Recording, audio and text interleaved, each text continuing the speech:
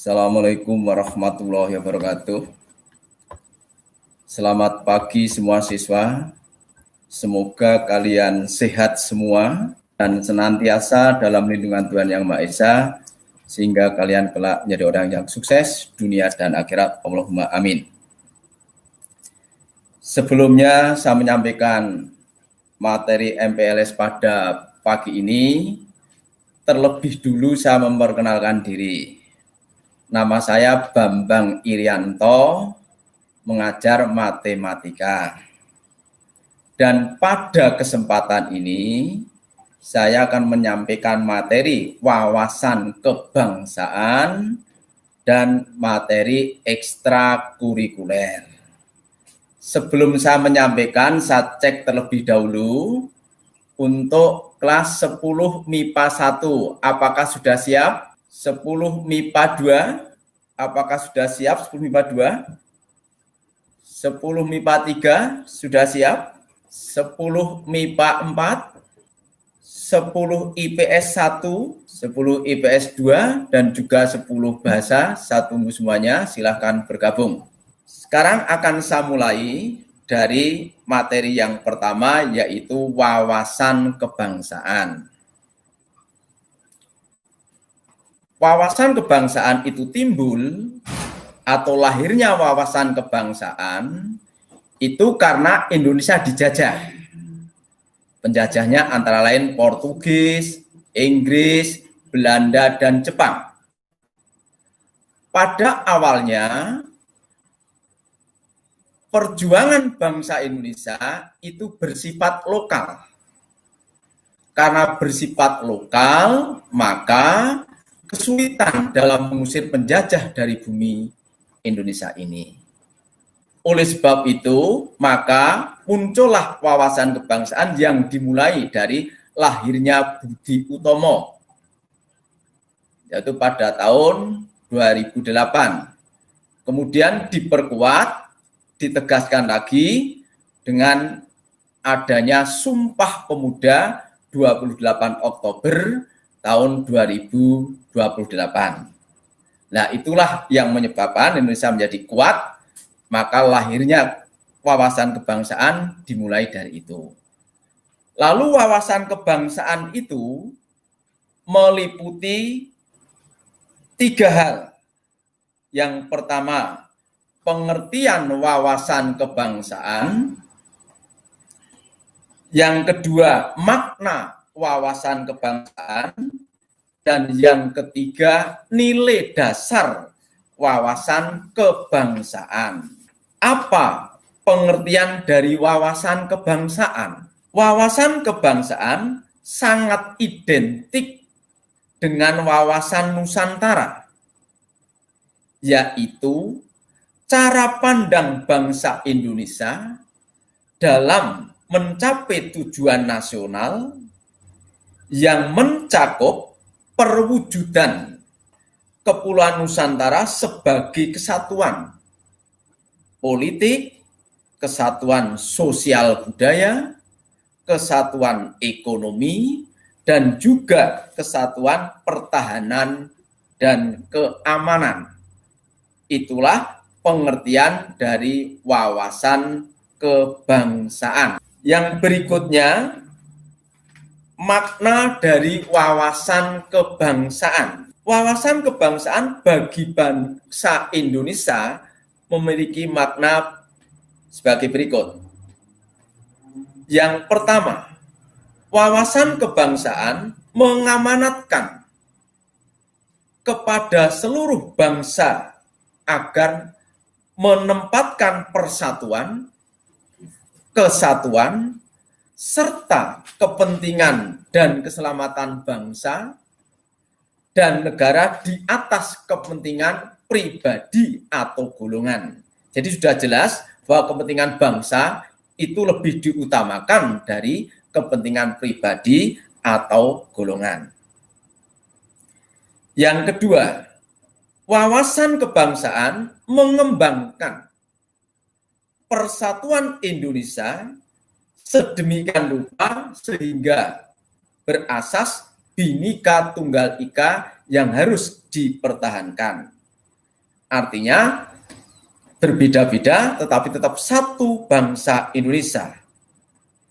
Makna yang ketiga, wawasan kebangsaan tidak memberi tempat pada patriotisme yang licik. Yang keempat, makna wawasan kebangsaan, dengan wawasan kebangsaan yang dilandasi pandangan hidup Pancasila, bangsa Indonesia telah berhasil merintis jalan dalam menjalani misinya di tengah-tengah tata kehidupan di dunia.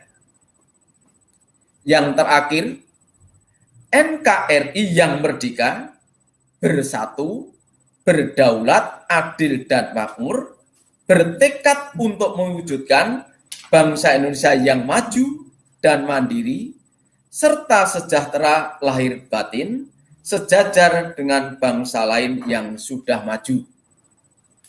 Itu harapan kita semua tentunya.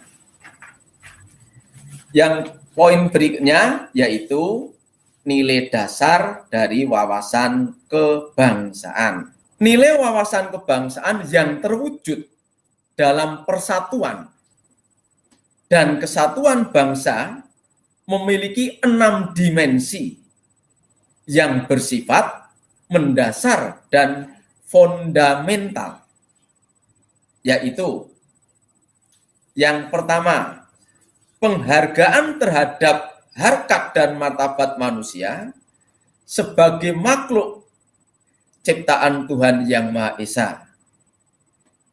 Yang kedua, tekad bersama untuk berkehidupan kebangsaan yang bebas, merdeka, dan bersatu.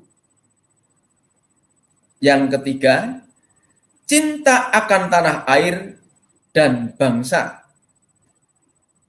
Yang keempat, demokrasi atau kedaulatan rakyat. Yang kelima, kesetiakawanan sosial. Dan yang terakhir, mewujudkan masyarakat adil dan makmur. Itulah yang kita harapkan semuanya. Itulah materi saya yang pertama, yaitu tentang wawasan kebangsaan. Berikut saya akan menyampaikan tentang ekstrakurikuler. Kalian sering mendengar istilah ekstrakurikuler. Ekstrakurikuler itu apa? Ekstrakurikuler adalah kegiatan yang berada di luar program yang tertulis di kurikulum. Jadi tentunya dilaksanakan di luar pelajaran. Kalau di SMA Dowonsari dilaksanakan di sore hari. Yang berikutnya, kegiatan ekstrakurikuler sangat berguna untuk mengembangkan hobi, minat, dan bakat siswa pada hal tertentu. Maksudnya ini menyesuaikan dengan bakatnya masing-masing. Kemudian yang ketiga, kegiatan ekstrakurikuler adalah yaitu mengembangkan pengetahuan dan kemampuan penalaran siswa, membina membentuk karakter siswa, keterampilan melalui hobi dan minatnya, serta mengembangkan sikap yang ada pada program intrakurikuler dan program kokurikuler. Itulah pengertian dari ekstrakurikuler. Berikutnya, apa tujuan ekstrakurikuler? Tujuan ekstrakurikuler di sekolah menurut Direktorat Pendidikan Menengah adalah yang pertama, kegiatan ekstrakurikuler harus dapat meningkatkan kemampuan siswa beraspek kognitif, afektif, dan psikomotor. Kognitif nanti ada KSN, afektif ada BTA, ada yang macam-macam lagi lah. Psikomotorik ada keterampilan sepak bola, karate, dan seterusnya. Yang berikutnya, mengembangkan bakat dan minat siswa dalam upaya pembinaan pribadi menuju pembinaan manusia yang positif. Dan yang terakhir, dapat mengetahui, mengenal, serta membedakan antara hubungan satu pelajaran dengan mata pelajaran lainnya. Berikutnya, nah sekarang ekstrakurikuler yang di SMA 2 Wonosari. Jenis kegiatan ekstrakurikuler di SMA 2 Wonosari itu ada ekstrakurikuler wajib, ada ekstrakurikuler pilihan, dan ada ekstrakurikuler penunjukan. Yang wajib seperti apa, pilihan seperti apa, penunjukan seperti apa, ikuti berikutnya ini. Sekarang ekstrakurikuler wajib. Sesuai dengan yang diamanahkan dalam kurikulum 2013, untuk membentuk karakter peserta didik, maka pendidikan kepramukaan dijadikan sebagai ekstrakurikuler wajib. Apa artinya?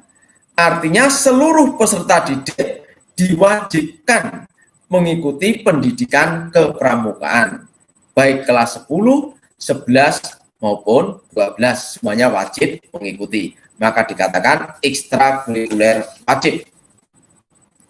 Yang berikutnya, ekstrakurikuler penunjukan. Untuk ekstrakurikuler penunjukan, peserta didik ditentukan dari hasil seleksi yang dilakukan oleh sekolah.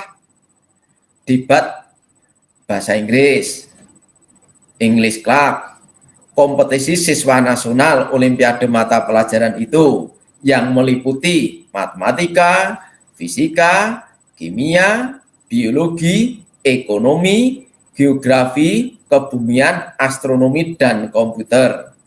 Debat bahasa Indonesia, dan yang terakhir peleton inti. Jadi untuk masuk ke sana itu diseleksi terlebih dulu, baru siswa yang dipandang bisa mengikuti dimasukkan menjadi peserta dalam ekstrakurikuler penunjukan. Dan yang terakhir yaitu ekstrakurikuler pilihan.